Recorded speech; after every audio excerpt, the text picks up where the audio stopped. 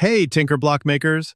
Today we're building something really cool, a hand-wave LED toggle system using TinkerBlock's reflective optical sensor. Just wave your hand and watch the LED turn on and off. Here's what we need: our lonely binary UNO R3, the TinkerBlock Shield, the TK57 reflective optical sensor, and the TK01 LED Module. The sensor detects when your hand gets close and triggers the LED toggle. Wiring is super simple.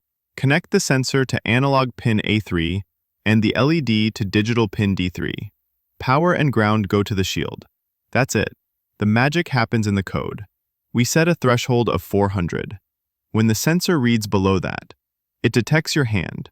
We use debouncing to prevent false triggers and a state machine to track the LED on-off state.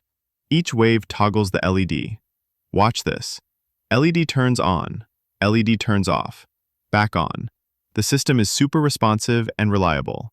You can even detect multiple waves. 2 waves turns the LED on. 3 or more turns it off. Perfect for gesture recognition projects. That's it. A simple but powerful gesture control system.